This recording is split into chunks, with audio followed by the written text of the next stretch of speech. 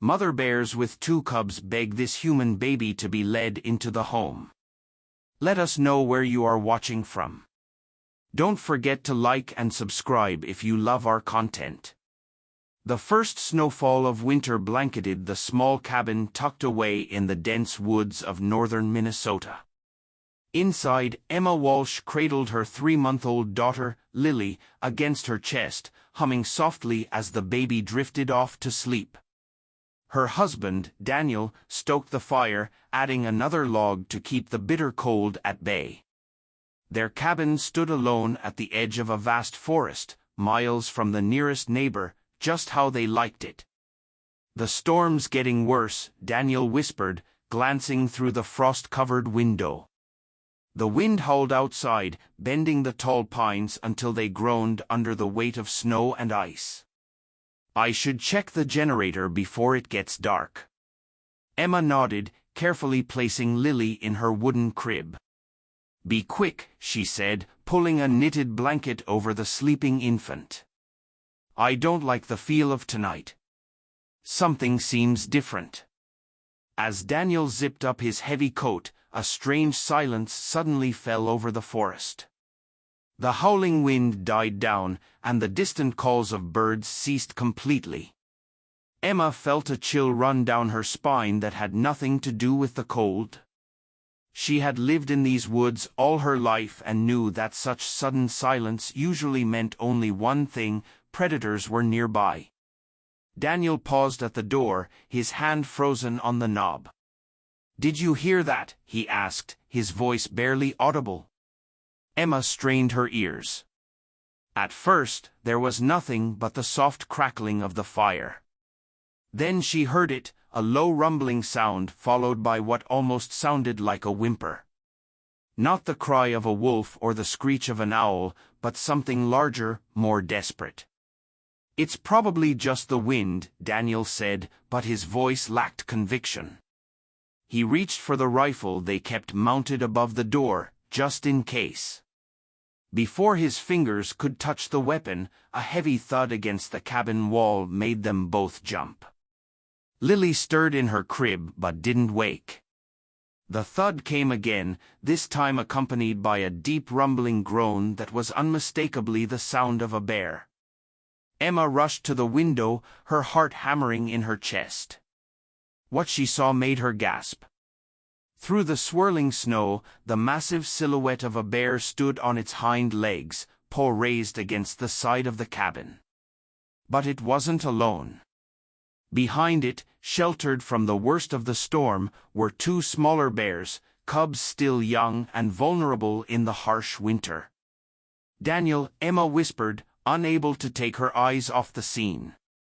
"There's a mother bear out there with 2 cubs." Daniel joined her at the window, his face pale. "That's not all," he said, pointing to the left. Emma shifted her gaze and felt her stomach drop. A second mother bear, slightly smaller than the first but still formidable, emerged from the trees. She, too, had a cub following closely behind, limping noticeably on its front paw. As they watched in stunned silence, the larger bear lowered herself to all 4s and approached the cabin's front door. She didn't scratch or growl or show any signs of aggression. Instead, she simply sat down in the snow, her cubs huddled against her for warmth, and stared directly at the door, almost as if she were waiting to be invited in. The smaller bear joined her, guiding her injured cub to sit beside the others. Together, they formed a strange, patient gathering on the doorstep of the isolated cabin. "What do they want?" Emma whispered, clutching Daniel's arm. Before he could answer, Lily woke with a startled cry. The sound carried through the cabin and out into the snowy night. At the sound of the human baby's cries, something remarkable happened. The larger mother bear tilted her head, her ears perking up. Then, as Emma and Daniel watched in disbelief, she let out a soft, almost gentle moan, a sound that eerily mirrored the cries of their daughter. It was in that moment that Emma understood.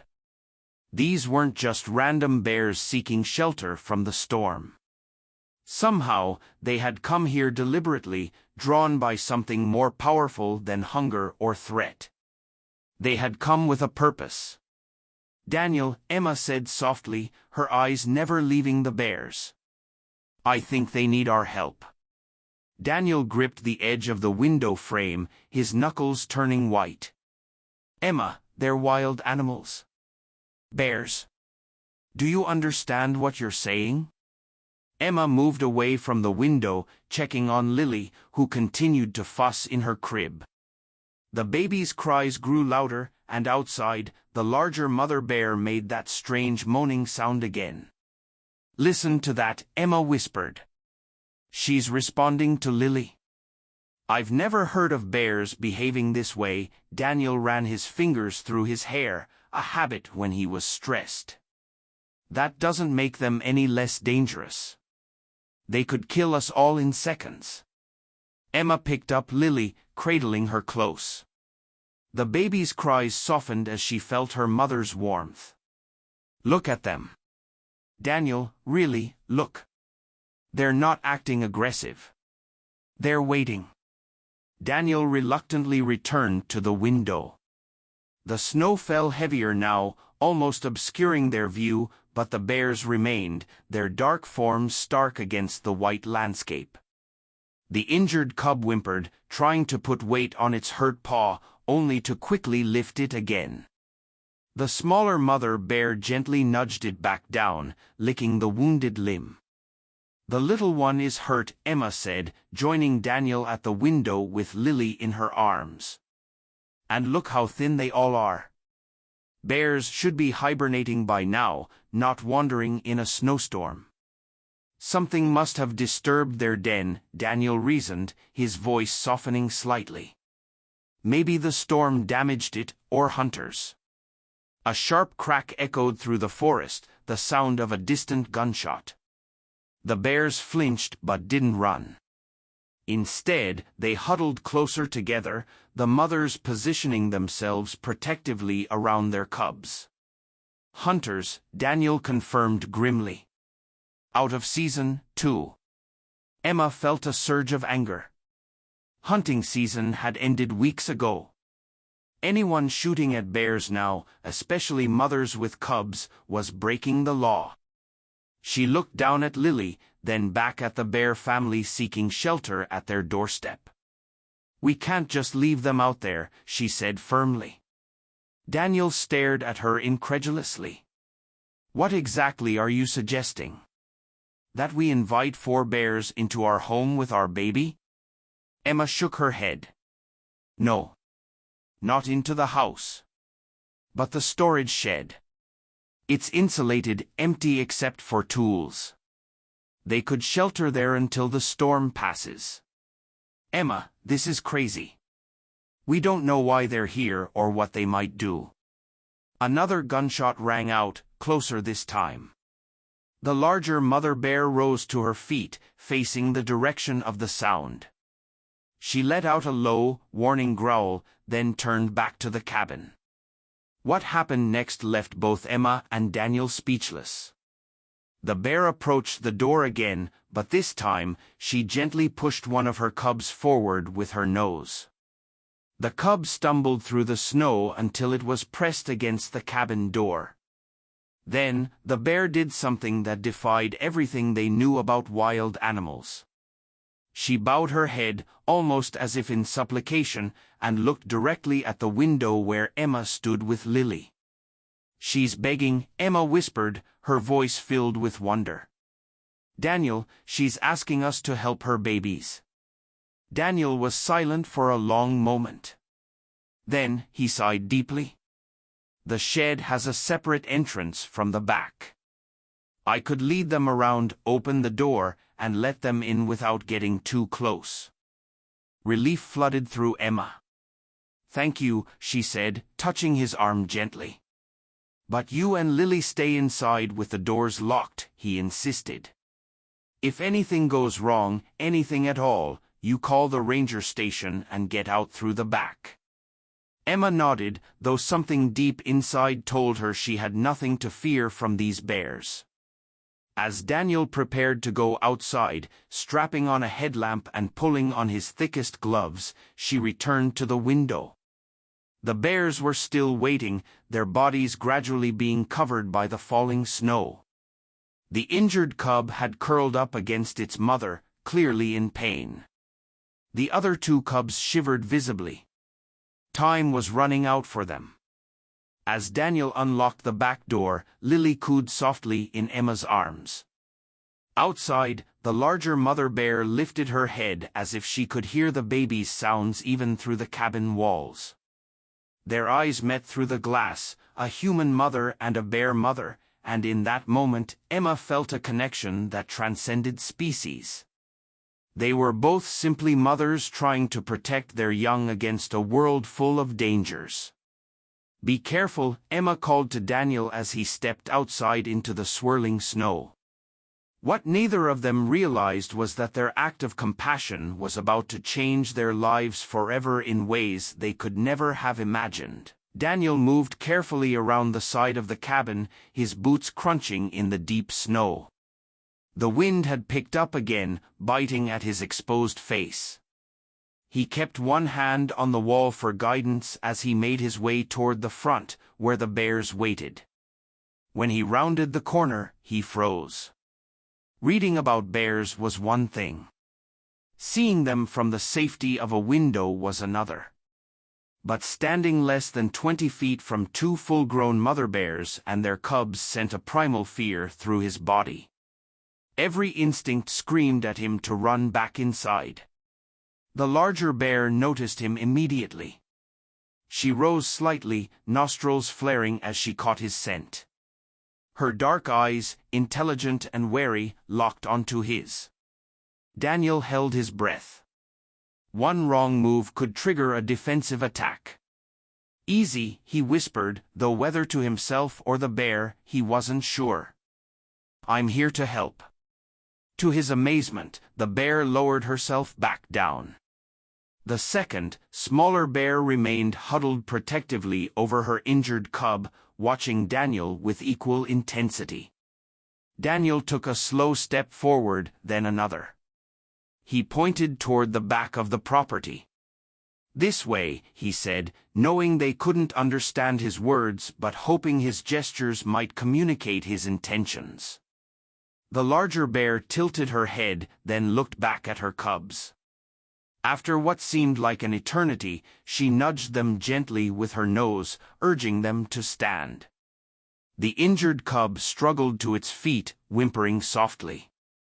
"Come on," Daniel encouraged, taking another cautious step toward the shed. "It's not far." To his astonishment, the bears began to follow him. Not charging. Not threatening. But walking slowly through the snow, the mothers keeping their cubs between them as they moved. Daniel led them around the cabin, constantly glancing back to make sure they were still following and not getting too close. Inside the cabin, Emma watched through the kitchen window, Lily clutched tightly to her chest. Her heart pounded as she saw her husband leading 4 bears through their backyard, as casually as if they were dogs. It was real. Impossible. Yet it was happening. Daniel reached the shed and fumbled with the keys, his fingers stiff from the cold. The bears stopped several yards away, waiting.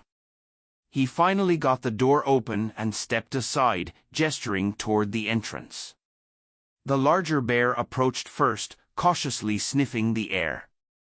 She poked her head inside the shed, examining the space. After a moment, she entered, her cubs following closely. The smaller bear hesitated, seemingly torn between fear of the human structure and concern for her injured young one. "It's okay," Daniel said softly. "You're safe here." As if understanding his words, the bear finally entered the shed with her limping cub. Once they were all inside, Daniel closed the door partway, leaving it open just enough that they wouldn't feel trapped but closed enough to provide shelter from the storm. He hurried back to the cabin, half expecting to hear the sounds of the shed being torn apart. Instead, there was only silence, except for the howling wind. "They went in?" Emma asked incredulously as he stamped the snow from his boots. Daniel nodded, still not quite believing it himself. "Like they knew exactly what I was offering." Emma set Lily down in her bassinet and began gathering supplies, old blankets, a container of water, and some dried berries they'd collected in the fall. "They must be hungry and thirsty," she explained, seeing Daniel's questioning look. "Emma, you're not going out there," he said firmly. "We can't just leave them like that. The little one is hurt." She held up a small first aid kit. "I've treated injured animals before." Daniel knew that tone. Before they'd moved to the cabin, Emma had worked as a wildlife rehabilitation specialist. She'd handled injured foxes, eagles, even a young wolf once. But bears were different. "These aren't raccoons or deer," he reminded her. "They're apex predators." Emma placed her hand on his arm. "They're mothers, Daniel. Just like me. They need help, or they wouldn't be here." Before he could argue further, another series of gunshots echoed through the forest, much closer now.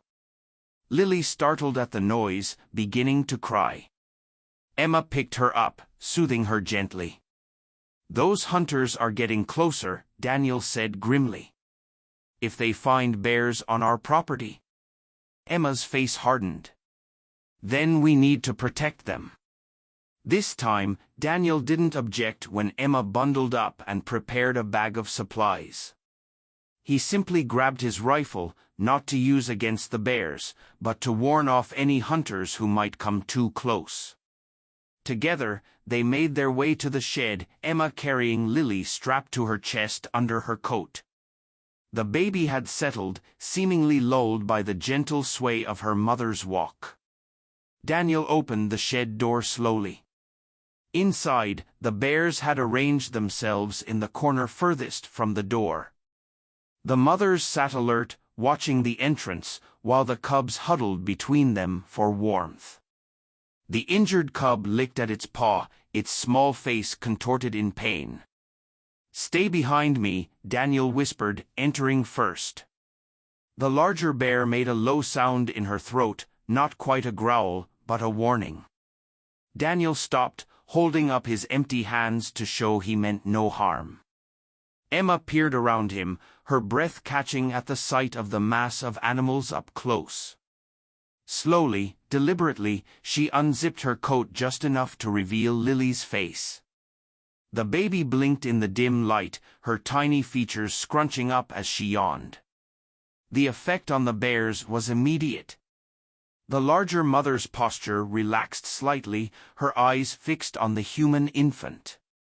She made that same moaning sound they had heard earlier, a sound that, now hearing it up close, reminded Emma eerily of how mother bears called to their cubs. "She recognizes what Lily is," Emma whispered in wonder. "She knows I'm a mother too." Taking advantage of the moment, Emma carefully set down the supplies she'd brought. She opened the container of water and placed it within reach of the bears, then scattered the dried berries nearby. Finally, she set down the blankets, pushing them toward the animals with her foot. The mothers watched but made no move toward the offerings. The injured cub whimpered again, drawing Emma's attention. "I need to look at that paw," she said to Daniel. He shook his head. "That's pushing our luck too far." But Emma was already taking a step forward, moving slowly, her eyes on the smaller mother bear. "It's okay," she said softly. "I just want to help." The bear shifted uneasily but didn't growl or show signs of aggression. Encouraged, Emma took another careful step, then another, until she was close enough to see the injured cub clearly. What she saw made her heart ache. The cub's paw was swollen and bloody, with what looked like a metal trap fragment embedded in the flesh. Anger flashed through her. Not only were these hunters shooting out of season, but they were using illegal traps. She escaped from a trap, Emma told Daniel, her voice tight with emotion. That's why they're not hibernating. That's why they came to us. They're being hunted. As if confirming her words, the smaller mother bear gently pushed her injured cub forward toward Emma. It was the same gesture the other bear had made at the cabin door, an unmistakable plea for help. Emma looked into the bear's dark eyes and saw something that changed her forever: intelligence, desperation, and trust. This wild creature was consciously placing her baby's life in human hands. I need the first aid kit, Emma said quietly to Daniel, and I need you to hold Lily. Daniel hesitated only briefly before carefully taking their daughter from Emma's chest carrier. The larger mother bear watched the exchange intently but remained calm. With steady hands, born from years of working with wild animals, Emma began to treat the injured cub. The little one whimpered and tried to pull away, but its mother gently held it in place with one massive paw, a cooperation that defied everything Emma knew about wild bear behavior. As Emma worked to remove the trap fragment and clean the wound, she felt the weight of all four bears' gazes upon her. But instead of fear, she felt only a profound connection, a bridge forming between two worlds that rarely met in peace. Outside, the storm raged on, and somewhere in the darkness, hunters moved through the trees. But inside the small shed, an extraordinary moment of trust unfolded between species that had been enemies since time immemorial. None of them could know then how this unusual encounter would ripple outward, changing not just their lives but the understanding of an entire community about the complex emotional lives of the creatures with whom they shared the forest. The trap fragment came free with a sickening pop, causing the bear cub to let out a high-pitched cry. Emma quickly pressed a clean cloth against the wound to stop the bleeding, murmuring soothing words as she worked. The cub's mother tensed but didn't interfere, seeming to understand that the pain was necessary for healing. Almost done, little one, Emma whispered, applying antibiotic ointment before wrapping the paw in a light bandage. This will help. Daniel stood near the door, cradling Lily while keeping watch through the crack. The baby had fallen asleep despite the tense situation, her tiny face peaceful against her father's chest. Emma, he said suddenly, his voice dropping to a whisper. There are flashlights moving through the trees. Emma secured the bandage and moved back from the cub, watching as its mother immediately pulled it close, inspecting Emma's work with surprising thoroughness. The larger bear rose to her feet, her attention focused on the door, a low rumble building in her chest. The hunters, Emma said quickly, gathering her supplies. They must be tracking the bears. Daniel passed Lily back to Emma and checked his rifle. Stay here. I'll go talk to them. Daniel? I'm just going to tell them this is private property and they need to move on. He gave her a reassuring smile that didn't reach his eyes. It'll be fine. Before Emma could protest further, he slipped out of the shed, closing the door behind him. Through the small window, she could see him striding through the snow toward the approaching lights, rifle held casually but visibly at his side. Inside the shed, the atmosphere had changed. The bears were alert, the mothers standing protectively over their cubs. The larger one paced restlessly, her eyes never leaving the door. It's okay, Emma said, though she wasn't sure if she was reassuring the bears or herself. Lily stirred against her chest, sensing her mother's tension. Outside, she could hear Daniel's voice, though not his words. Then other voices, rough, argumentative. The flashlight beams swung wildly, illuminating the snowy yard in strobing patterns. "This is private property," Daniel's voice came clearly now, firmer than before. "You need to leave." "We're tracking injured bears," a gruff voice replied. "Dangerous animals. Got a right to protect the community." "Not on my land, you don't," Daniel countered.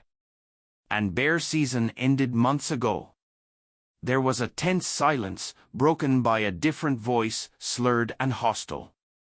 "Saw bear tracks leading right to your place. You hiding something?" Emma's heart pounded. She looked at the bears, who were now perfectly still, listening. The injured cub had stopped whimpering, as if it too understood the need for silence. "The only thing on my property is my wife and infant daughter," Daniel said coldly, "and I don't appreciate armed men trespassing near them in the middle of the night." The confrontation continued, voices rising. Emma clutched Lily tighter, praying that Daniel could convince the hunters to leave. The shed suddenly felt very small and very vulnerable. A sharp crack split the night, not a gunshot, but the sound of a punch landing. Emma gasped as she heard the scuffle, the shouts.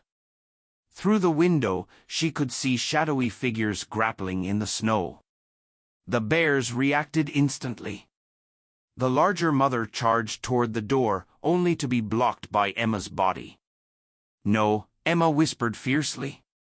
"You'll make it worse." Remarkably, the bear stopped, her massive body trembling with tension. Their eyes met again, human to bear, and Emma saw the same protective instinct that she herself felt blazing in those dark orbs. "Trust me," she said softly. Outside, the fight had stopped. Emma could see Daniel now, standing over one of the hunters sprawled in the snow. The other two men had backed away, their postures uncertain. "Get off my property," Daniel said, his voice carrying clearly through the cold air. "Now. Or the next call I make won't be to ask nicely." The fallen hunter scrambled to his feet, snatching up his dropped rifle. For a terrible moment, Emma thought he might turn it on Daniel. Instead, he spat into the snow and backed away. "This ain't over," he growled. "Those bears are killers. When they maul someone, it'll be on you." "Those bears were nowhere near my property," Daniel lied smoothly. "You're tracking shadows." The hunters retreated, their flashlights bobbing through the trees until they disappeared from sight. Only then did Daniel return to the shed, his face grim, a cut above his eye slowly dripping blood into the snow. "Are you hurt?" Emma asked as he stepped inside. "Just a scratch." He touched his brow, seeming surprised at the blood on his fingers. "They're gone, for now. But they might come back with more people." The bears had settled somewhat, though they remained vigilant. The injured cub was examining its bandaged paw with curiosity, while the others watched Daniel with what almost looked like concern. "We need to call the ranger station," Emma said. "Report the illegal hunting." Daniel nodded, but his expression was troubled. "Even if we do, what then? The rangers can't just relocate bears in the middle of a snowstorm. And if they find out we've got bears in our shed?" He didn't need to finish the thought. Taking in wild animals, especially predators, could result in heavy fines or worse. "We can't just turn them out," Emma insisted. "Not with those men still hunting them." As they debated their options, a soft sound drew their attention. The larger mother bear had approached, moving with surprising gentleness for such a massive creature. She stopped a few feet away, then did something that left them both stunned. She dipped her head and nudged the water container Emma had brought, pushing it toward Daniel's feet. It was such a human-like gesture of offering that they could only stare. Then, just as deliberately, the bear turned and moved back to her cubs, settling down beside them. "Did she just thank you?" Daniel asked incredulously. Emma nodded slowly, her scientific mind struggling to reconcile what she was witnessing with everything she knew about wild animal behavior. "I think she did." They stayed a while longer, watching as the bears gradually relaxed. The mothers took turns drinking from the water container, then carefully guided their cubs to do the same. They even sampled the dried berries, though they ate with delicate restraint, as if saving the food for when it was truly needed. When Emma and Daniel finally left the shed, making sure the door was secure but still partially open, the storm had begun to ease. The snow fell more gently now, and breaks in the clouds revealed glimpses of stars. Back in the cabin, they put Lily to bed and tended to Daniel's cut. Neither spoke much, both still processing the extraordinary events of the evening. "What do we do tomorrow?" Daniel finally asked, breaking the silence. Emma gazed out the window toward the shed, barely visible in the darkness. "We help them," she said simply. "For as long as they need it." Daniel didn't argue. He'd seen enough that night to know that something exceptional was happening, something that defied explanation but demanded respect.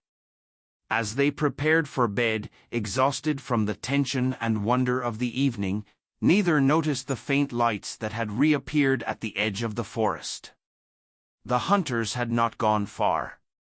And they had not given up. Morning arrived with blinding brightness, sunlight reflecting off pristine snow.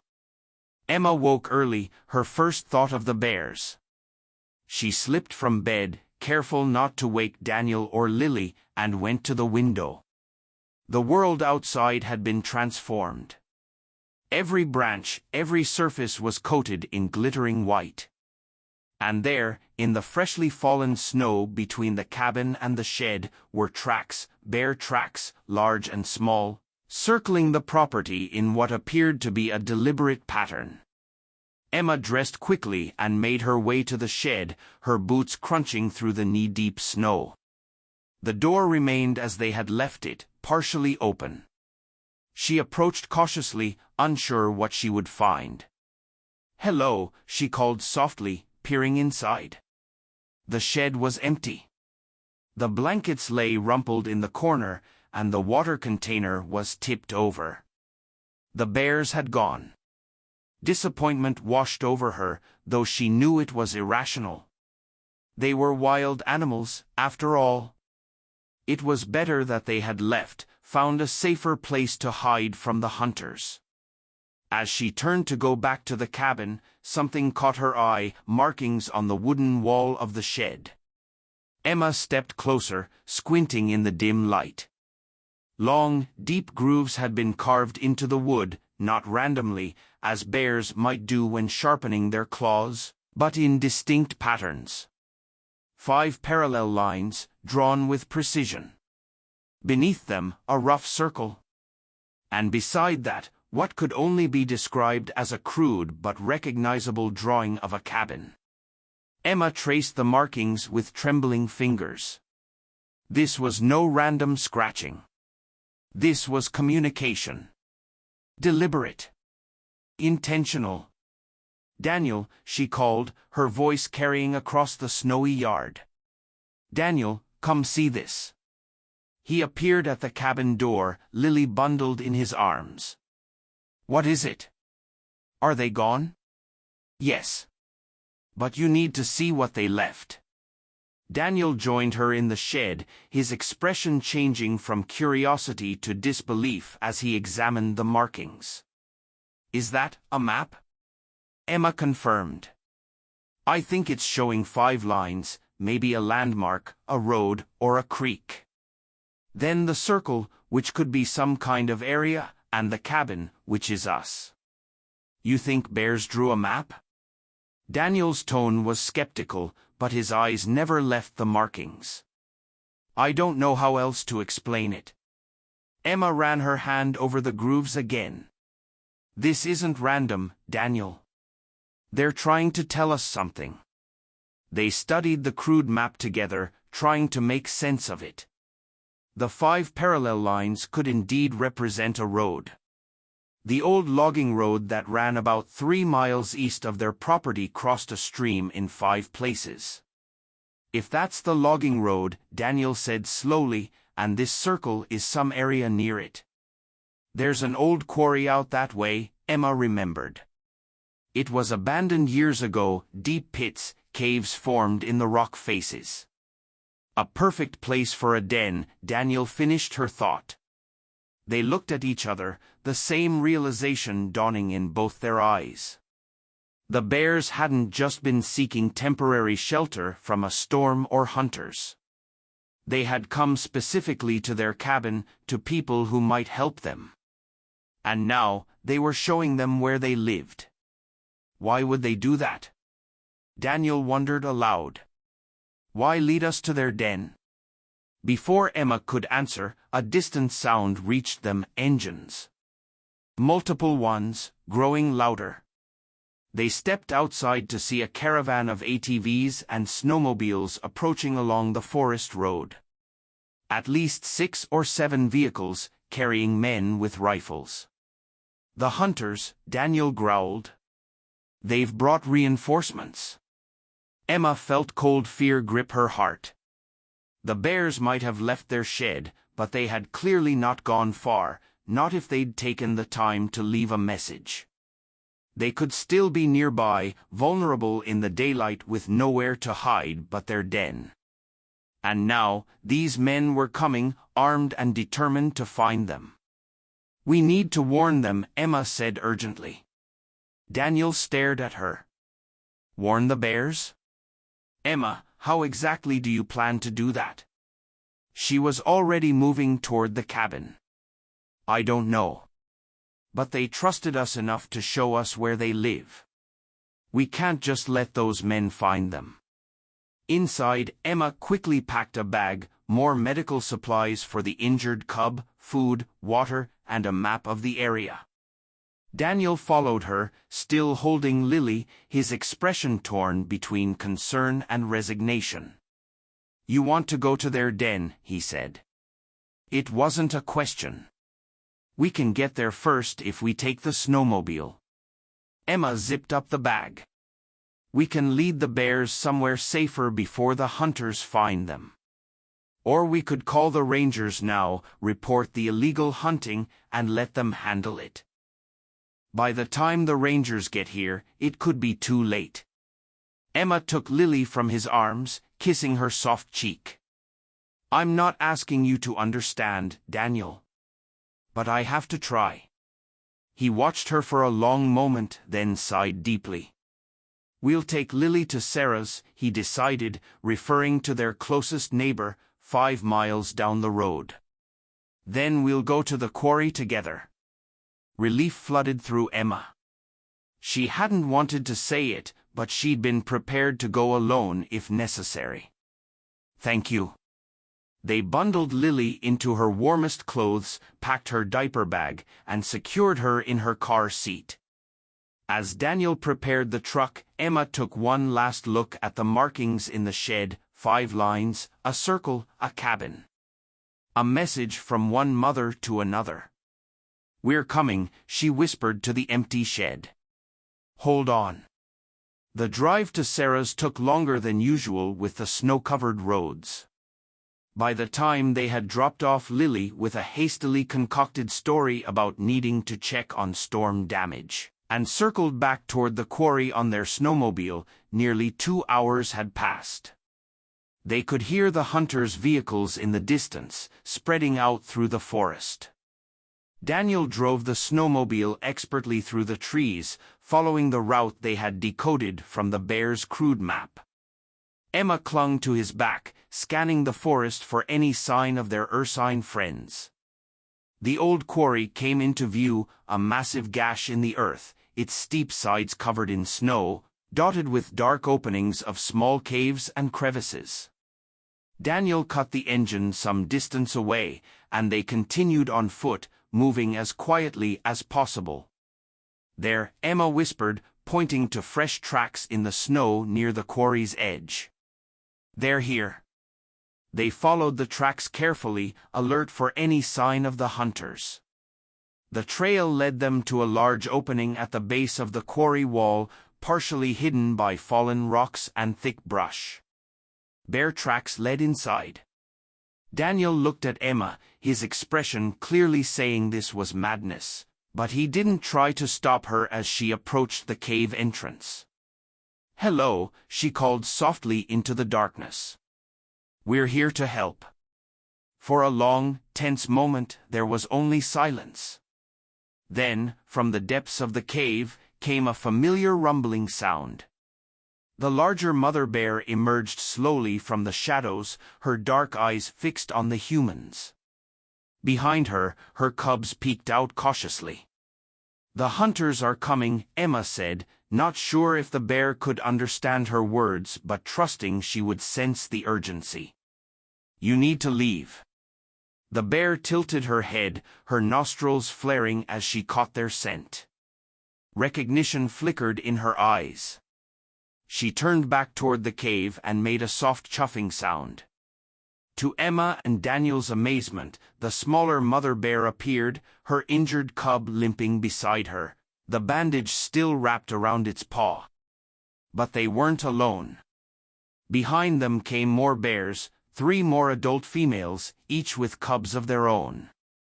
A total of 5 mother bears with their young. 5 lines, Daniel whispered in awe. 5 mother bears. The pieces fell into place with stunning clarity. The bears at their cabin hadn't just been seeking help for themselves. They had been scouts, representatives sent to find assistance for their entire extended family.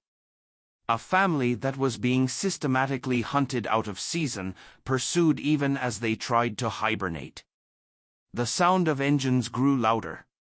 They didn't have much time. "We need to move them," Emma said urgently. "There's an old nature preserve about 6 miles north.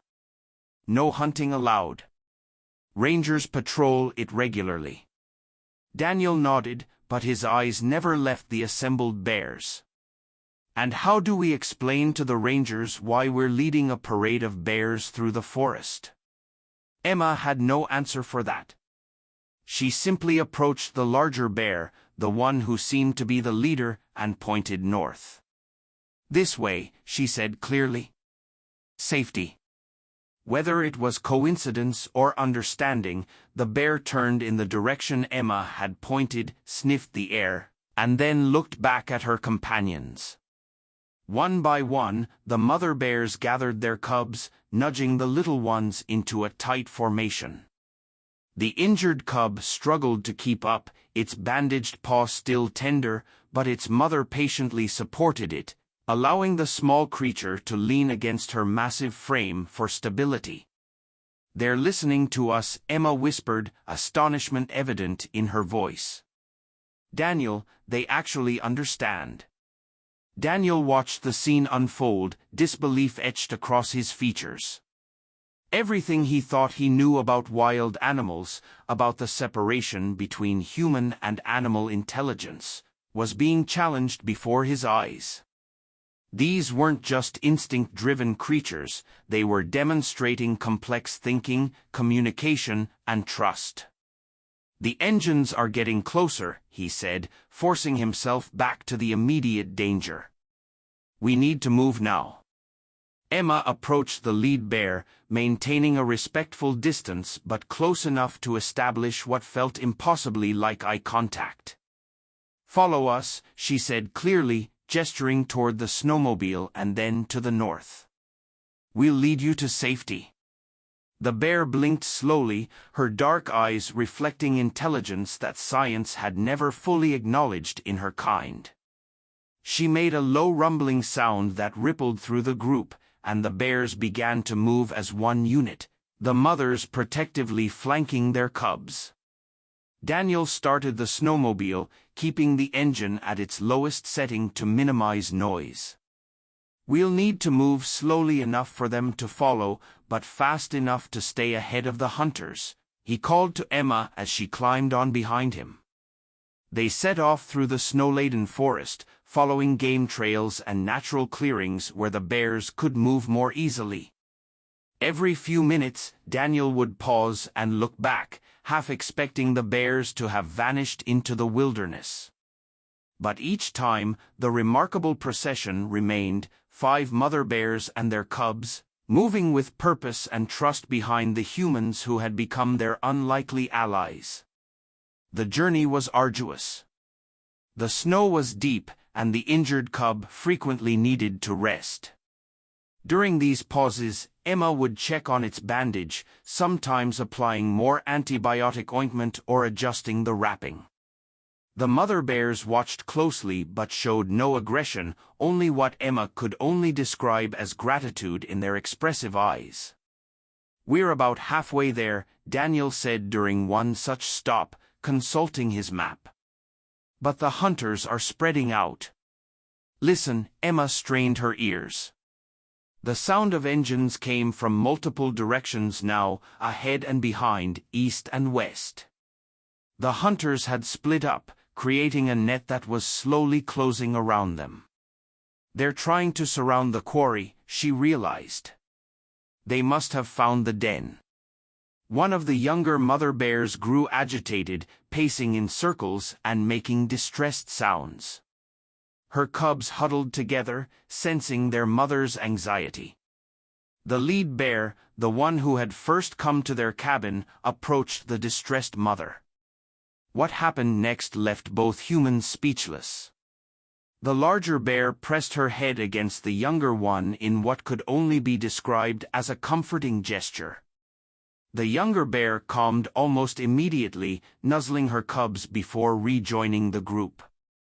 "They're not just cooperating," Emma said softly. "They're supporting each other like a community." Daniel's expression was thoughtful. "Maybe that's exactly what they are. Not just random bears who happen to share territory, but an actual social group." The implications of this observation were profound, challenging decades of scientific understanding about bear behavior. But there was no time to dwell on it. The hunters were getting closer. They continued their journey, changing direction several times to avoid the approaching vehicles. The forest grew denser, the trees closing in around them, providing better cover but making progress more difficult. "There's a river ahead," Daniel said, pointing to a line of willows that marked the waterway. "If we can cross it, the preserve is just beyond. The hunters won't follow us there, not with the rangers patrolling." The sound of rushing water reached them as they approached the riverbank. Winter had not yet frozen it completely. Dark water surged between ice-crusted edges, the current swift and dangerous. Daniel surveyed the scene with growing concern. "It's too wide and fast for the snowmobile. We'll have to find another way around." But time was running out. The hunters' vehicles were drawing nearer, the sound of their engines echoing through the trees. One particularly loud engine roared close behind them, too close. Emma scanned the river desperately, looking for any possible crossing. About 50 yards downstream, a fallen tree stretched partway across the water. It wouldn't reach all the way, but it might provide a starting point. "There," she pointed. "If we can use that log to get partway across." The lead bear had already spotted it. "No trick," Daniel said, joining Emma. "Those bears came to our cabin during the storm. They showed us their injured cub. They drew us a map to find the others. They're not just animals. They're intelligent beings asking for help." The bearded hunter spat into the snow. "That's crazy talk. Bears can't draw maps." "Then how do you explain what you're seeing?" Emma demanded, gesturing at her phone. "Look at the photos. Look at them. She pointed across the river. They're watching us right now, understanding everything that's happening. As if on cue, the lead bear rose onto her hind legs, her full height impressive even at a distance. She made a deep rumbling sound that carried across the water, not a threat, but almost like speech. Several of the hunters took involuntary steps backward. "Jesus," whispered one. "It's like she's talking to us." "She is," Emma said firmly. "She's telling you to leave them alone." The standoff continued for several tense moments, then a new sound cut through the forest, sirens, growing louder by the second. "Rangers," Daniel said, relief evident in his voice. "I called them before we left the quarry." The bearded hunter cursed and signaled to his companions. "Let's go. We don't need this trouble." As they turned their vehicles to leave, Emma called after them, "The hunting season is over. If I see you near these bears again, I'll make sure you're prosecuted." The hunters disappeared back into the forest, the sound of their engines fading quickly. Across the river, the bears remained watchful, the mothers gathering their cubs close, ready to flee if necessary. The ranger vehicles pulled up minutes later, 2 heavy-duty trucks with official Forest Service markings. 4 rangers emerged, armed but with their weapons holstered. "Mr. and Mrs. Walsh," the lead ranger asked, approaching Daniel and Emma. "We got your call about illegal hunters." Daniel nodded. "They just left. They were hunting these bears," he gestured across the river. The rangers turned, finally noticing the assembled bears on the far bank. Their reactions were immediate, hands moved to weapons, bodies tensed. "Hold on," Emma said quickly. "They're not dangerous. They're just trying to reach the nature preserve." The lead ranger, a woman in her 40s with weathered features, looked skeptical. "Ma'am, those are wild bears. They're always dangerous." "Not these ones," Emma insisted. She quickly explained the extraordinary events of the past 24 hours, the bears coming to their cabin, the injured cub, the map, the journey to the preserve. The rangers listened with increasing disbelief. "Bears don't behave like that," one said flatly. "These ones do," Daniel replied. "And we have proof." He handed over Emma's phone with the photographs. The lead ranger studied the images, her expression changing from skepticism to cautious curiosity. "I've never seen anything like this," she admitted. "But even if what you're saying is true, we can't just let those bears wander into the preserve. They need to be evaluated, tagged, possibly relocated." "They're trying to relocate themselves," Emma argued. "They chose the preserve because they know it's safe. All they need is a chance to establish a new den for the winter." Across the river, the bears had begun to move again, following the shoreline deeper into the preserve. The lead bear paused once, looking back at the humans before disappearing into the trees with her extended family. The lead ranger sighed, handing the phone back to Emma. "I've been working these forests for 20 years, and I've never heard a story like yours. But those photos?" She shook her head. "We'll need you both to come to the station and file a formal report, and we'll need to track those bears to ensure public safety." "Will you protect them from the hunters?" Emma asked anxiously. The ranger nodded. "If they're in the preserve, they're under our protection. And if what you're saying is true, if these bears really did communicate with you, then we're dealing with something science needs to study, not something hunters need to shoot." As they drove to the ranger station in one of the Forest Service trucks, Emma gazed out the window at the snowy landscape. Somewhere in those trees, 5 mother bears were leading their cubs to safety. Bears who had trusted humans enough to ask for help. who had demonstrated cooperation, communication, and compassion, traits typically considered beyond their capabilities. She thought of Lily, safely at Sarah's house, unaware that her parents had just participated in something that might change humanity's understanding of animal intelligence forever. One day, she would tell her daughter this story, the day the bears came asking for help, the day they discovered that the line between human and animal minds might be far less defined than science had believed. Daniel reached over and squeezed her hand. "What do you think will happen to them?" he asked quietly. Emma smiled, a sense of peace settling over her despite the chaos of the day. "They'll survive," she said with certainty. "And they'll remember us, just like we'll remember them." As the truck wound its way through the forest toward civilization, Emma could almost swear she heard a distant, rumbling farewell echoing through the trees, the voice of a mother bear speaking from one parent to another, across the boundaries of species. 2 weeks had passed since the remarkable rescue. The Walsh family had settled back into their routine, though life would never quite be the same.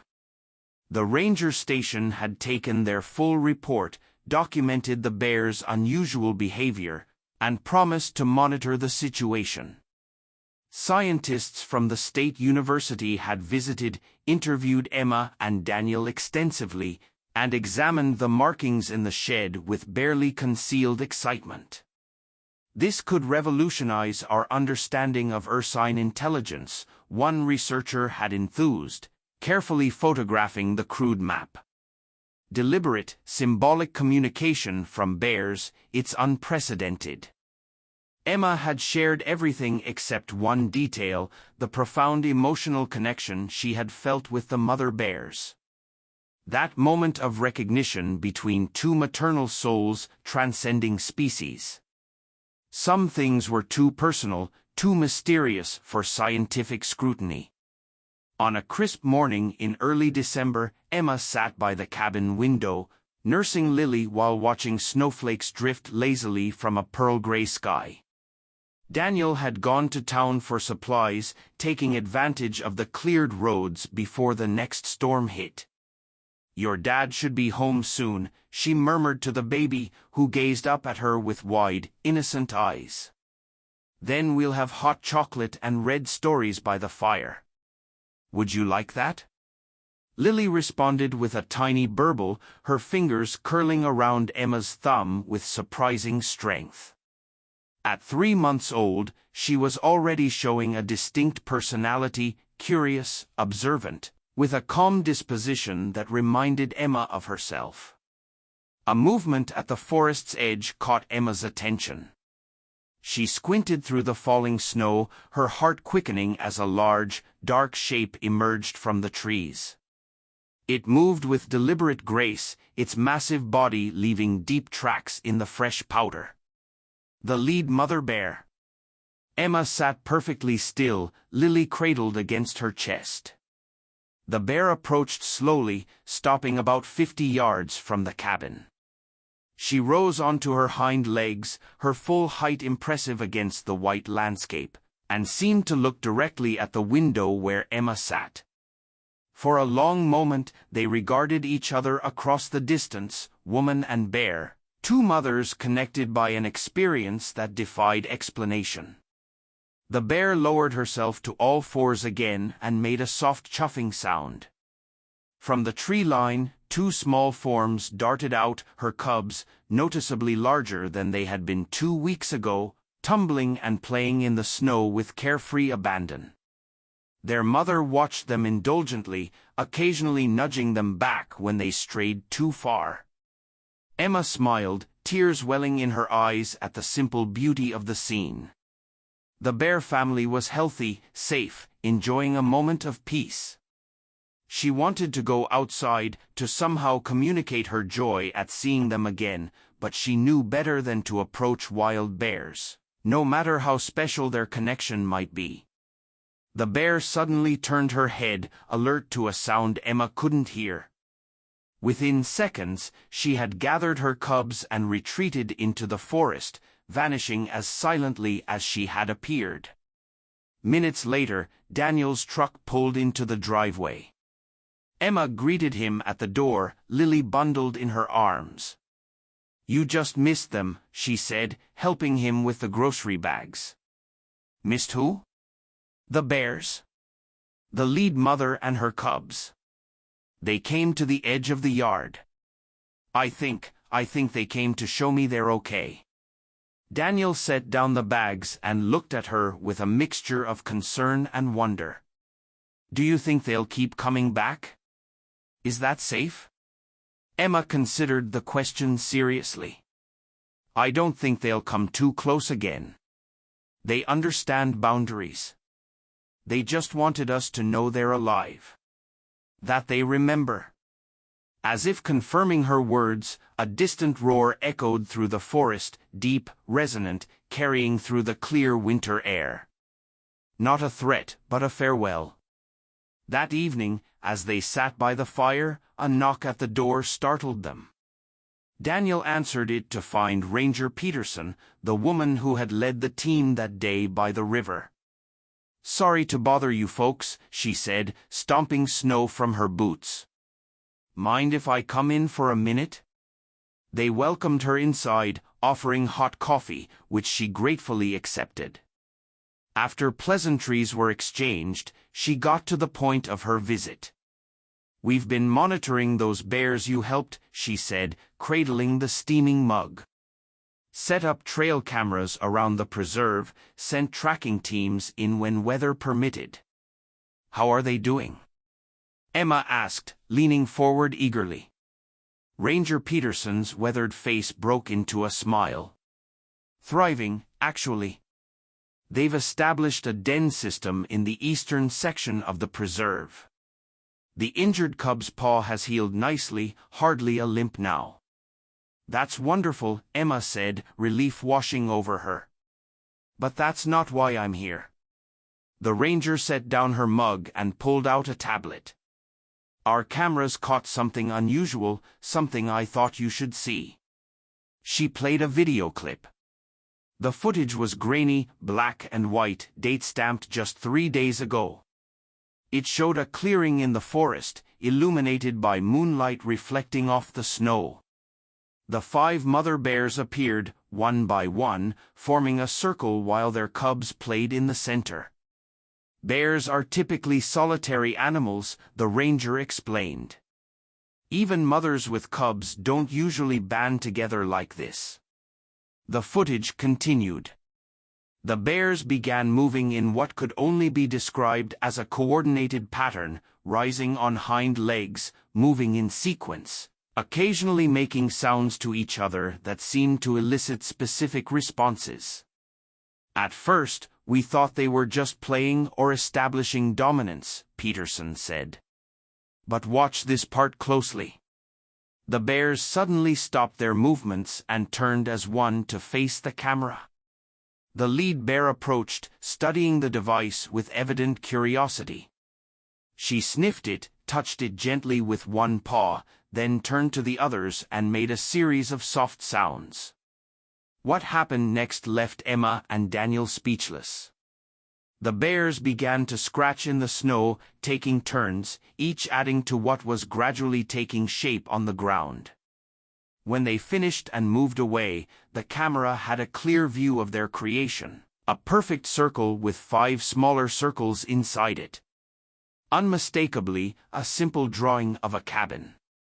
"They're communicating with each other," Peterson said quietly.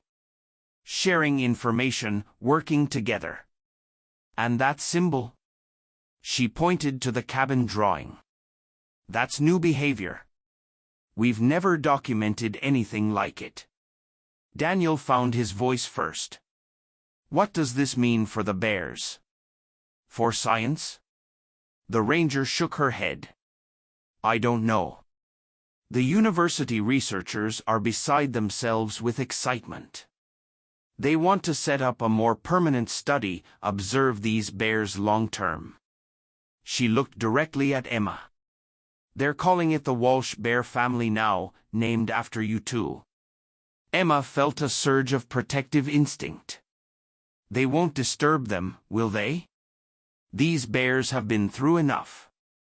Non-invasive research only, Peterson assured her. Observation from a distance. No tranquilizing, no radio collars unless absolutely necessary for their protection. She paused. Actually, that's the other reason I'm here. The university team would like you both to consult on the study. You've had interactions with these bears that no one else has experienced. Your insights would be valuable. Emma and Daniel exchanged glances, a silent communication passing between them. This was an opportunity to ensure the bears were treated with the respect and understanding they deserved, to help bridge the gap between human and animal worlds.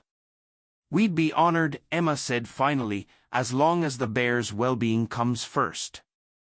Ranger Peterson nodded. Of course. And there's one more thing.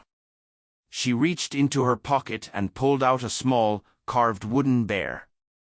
This was left at the station door 3 nights ago. No one saw who left it, but she handed it to Emma. The carving was exquisite, detailed far beyond what a casual whittler might produce.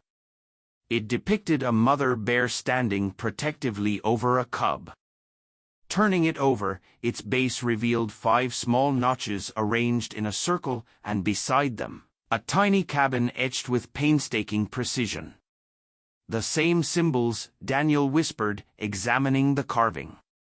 Peterson nodded. There's a small community of Native Americans about 20 miles from the preserve.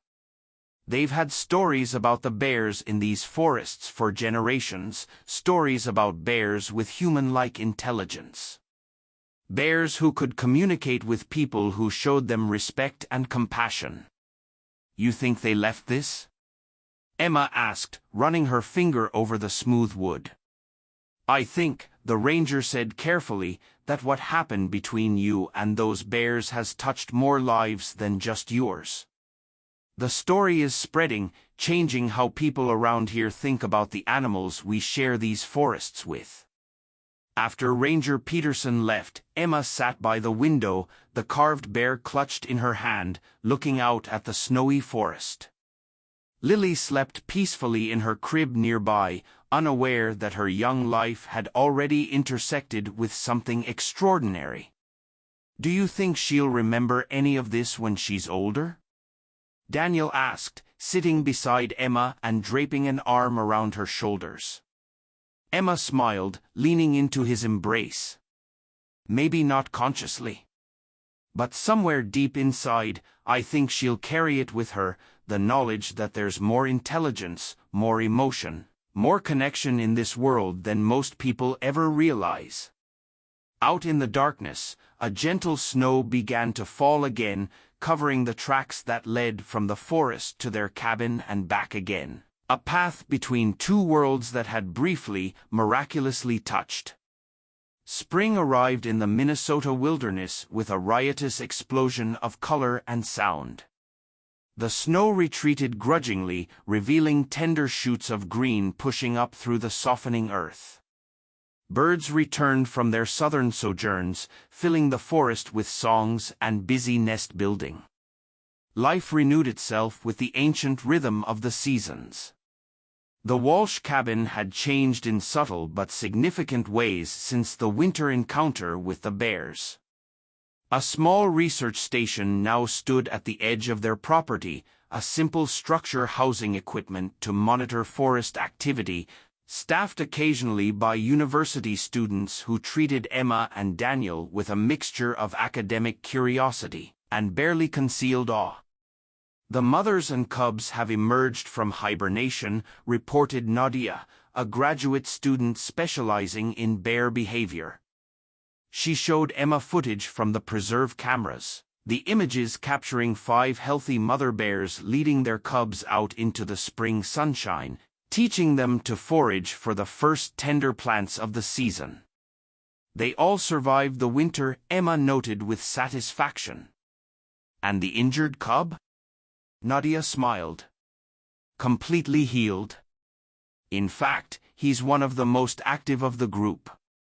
She scrolled to another clip, showing the once-injured cub scampering up a tree, demonstrating perfect use of its formerly wounded paw. Emma felt a surge of joy watching the bears thrive. The months of research had yielded fascinating insights into their unusual social structure. Unlike most bear populations, where adults were primarily solitary except during mating season, these 5 mothers maintained their close association, denning near each other and cooperating in raising and protecting their young. "We're documenting behaviors never before seen in wild bears," Nadia explained enthusiastically. "Coordinated hunting strategies, sentinel posting, even what appears to be deliberate teaching of cubs by bears other than their mothers. It's revolutionary." But the most extraordinary discoveries had been in the area of communication. The bears continued to create symbolic markings, not just at random but in specific locations and contexts that suggested intentional message leaving. The researchers had documented over 30 distinct symbols, some appearing repeatedly with enough consistency to suggest a rudimentary form of written language. The scientific papers were cautious in their conclusions, careful not to anthropomorphize or overstate the findings. But in private conversations, even the most skeptical researchers admitted they were witnessing something that challenged fundamental assumptions about animal cognition. Lily, now 8 months old and beginning to crawl with determined enthusiasm, had become the unexpected focus of particular interest from the bears. On 3 separate occasions, mothers and cubs had appeared at the forest edge when Emma had Lily outdoors. They never approached closely but watched with evident curiosity as the human baby explored her world. "It's like they recognize her as a cub," Daniel had observed after one such encounter. "They're keeping track of her development." This particular morning, Emma sat on the cabin porch with Lily in her lap, enjoying the warm spring sunshine. Daniel was inside preparing lunch, occasionally visible through the window as he moved about the kitchen. A movement at the tree line caught Emma's attention. She wasn't surprised to see the lead mother bear emerge slowly from the forest. This bear, whom the researchers had named Matriarch but whom Emma privately thought of as Sage, had established a pattern of periodic visits. Never threatening, never approaching too closely, but making her presence known, as if checking in on the human family that had helped save her extended clan. What was surprising, however, was that Sage was alone. Her cubs, now considerably larger than when Emma had first encountered them, were nowhere to be seen. "Hello, old friend," Emma called softly, remaining seated to appear non-threatening. "Where are your little ones today?" Sage stopped at her usual distance, her dark eyes fixed on Emma and Lily. She made a soft chuffing sound, then deliberately placed something on the ground in front of her. With one massive paw, she nudged it forward a few feet, then backed away several steps. Emma stared at the object, curiosity overcoming caution. "Daniel," she called through the open door. "Could you come here for a minute?" Daniel appeared, wiping his hands on a dish towel. "What is it?" "Sage left something," Emma said, nodding toward the object on the ground. "I'd like to see what it is." Daniel frowned. "Let me get it." "You stay with Lily?" "No," Emma said firmly. "She left it for me. I can feel it." She handed Lily to Daniel. "Just keep her safe. I won't go near Sage." Before Daniel could protest further, Emma descended the porch steps and crossed the yard. Sage remained where she was, watching intently but showing no signs of aggression. When Emma reached the object, she crouched down to examine it. It was a chunk of tree bark, roughly 6 inches square, with deep grooves carved into its surface. The markings were precise, deliberate, 5 small circles arranged around a larger central circle. Beside this familiar symbol was something new, what appeared to be a small human figure holding a tinier figure in its arms.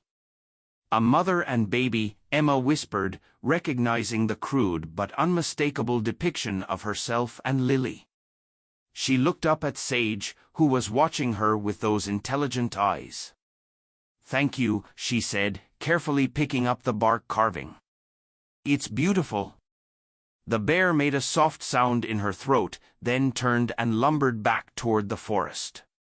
At the edge of the trees, she paused and looked back once, as if ensuring Emma had received her gift, before disappearing into the shadows. Emma returned to the porch, the bark clutched carefully in her hands. "What is it?" Daniel asked, bouncing Lily gently as the baby reached for the interesting new object. "A message," Emma said, showing him the carving. I think she's telling us that we're part of their family circle now." Daniel studied the markings, his expression thoughtful.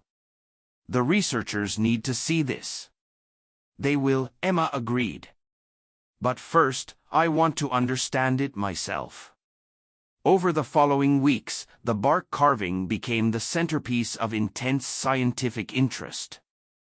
Researchers compared it to other symbols the bears had created, analyzing the consistencies and patterns. The university team expanded, adding linguists and anthropologists to the original group of wildlife biologists. "The implications are staggering," Dr. Eleanor Wright, the lead scientist, explained during a team meeting at the research station. "We're not just seeing tool use or problem solving. We're seeing abstract symbolic thinking. The ability to represent ideas outside of immediate physical reality is a cognitive leap previously thought unique to humans." News of the discovery spread, at first within academic circles, then to wildlife conservation organizations, and finally to the broader public. Journalists began to appear at the edge of the Walsh property, hoping for a glimpse of the talking bears, as sensationalist headlines had dubbed them. "This is getting out of hand," Daniel said one evening, closing the curtains against the telephoto lenses aimed at their home. "They're treating it like a sideshow." Emma nodded, concern creasing her brow. "And it's disturbing the bears. Sage hasn't come to the edge of the forest in over a week." The ranger station had increased patrols around the preserve, protecting the bears from the growing human interest, but the situation was becoming increasingly tense. Some locals welcomed the attention and tourism dollars, others resented the disruption of their quiet rural life. A small but vocal group, including some of the hunters Emma and Daniel had confronted during the winter, spread rumors that the bears were dangerous, that the research was fraudulent, that the Walshes were perpetrating a hoax. "We need to do something," Emma said, watching Lily sleep peacefully in her crib, unaware of the controversy swirling around their family. "The bears trusted us. We can't let this harm them." Daniel was quiet for a long moment, then said, "Maybe we should consider Dr. Wright's offer." The university had proposed establishing a formal research center, a properly funded, permanently staffed facility that would allow for long-term study while protecting the bears' habitat. The plan included designating a larger area around the preserve as a special conservation zone, with restrictions on hunting and development. "It would mean more changes," Emma said carefully. "More people, more attention. But also more protection," Daniel pointed out. "And it would put the research on a legitimate footing, not this media circus we have now." Emma walked to the window and gazed out at the darkened forest. Somewhere out there, 5 mother bears were caring for their cubs, teaching them the unique culture and communication that had developed within their unusual family group. Teaching them, perhaps, about the humans who had helped them survive the winter and now studied their ways with growing understanding. Let's do it, she decided. But with conditions. We want oversight on how the research is conducted. The bears' welfare comes first. Always. The following morning, they called Dr. Wright to accept the proposal, laying out their terms for proceeding. By afternoon, plans were in motion. University administrators and wildlife officials moving with surprising speed to secure the necessary approvals and funding. 3 days later, Emma was in the yard with Lily, showing the increasingly mobile baby how to identify different wildflowers, when a familiar figure emerged from the trees. Sage approached, stopping at her usual distance. Behind her, to Emma's surprise, came the 4 other mother bears, each with their cubs in tow. The entire extended family stood at the forest edge, watching the human mother and child with evident interest. "Daniel," Emma called softly. "Bring the camera." Slowly. Daniel appeared with the camera the researchers had left for documenting bear visits. He began recording, his movements deliberate and non-threatening. What happened next would later be described in scientific journals, documentary films, and eventually history books as the moment that irrevocably changed humanity's understanding of animal intelligence. Sage, the lead mother, stepped forward and deliberately began to scratch in the soft earth. Each of the other mother bears then took turns approaching, one by one, to add to the markings while their cubs watched attentively. When they finished, they backed away as a group, creating a clear view of what they had drawn. It was a map, unmistakably, undeniably a map, showing the forests, the preserve, the Walsh cabin, and the rivers that bordered their territory. But this map included new elements, a large circle encompassing the entire area, with smaller symbols throughout that corresponded to the bears' favored foraging grounds, water sources, and denning sites. "They're showing us their home," Emma whispered, awe evident in her voice. Daniel continued filming, his hands steady despite his racing heart. "There's no precedent for this, Emma. No wild animal has ever voluntarily mapped their territory for humans before." As they watched in stunned silence, Sage approached the drawing once more. With deliberate movements, she added a new symbol at the edge of the map, a crude representation of what appeared to be a building, larger than the cabin. "I think," Emma said slowly, "she's acknowledging the research center. Showing that they understand what's happening." The implications were staggering. Not only were these bears communicating through symbolic markings, but they were demonstrating awareness of human activities and plans that affected their territory. They were participating in the relationship being formed between species. Sage looked up from her drawing and made direct eye contact with Emma. There was something in that gaze, a depth, an intelligence, an emotional presence that transcended every scientific understanding of animal consciousness. It wasn't just intelligence Emma saw in those dark eyes. It was wisdom.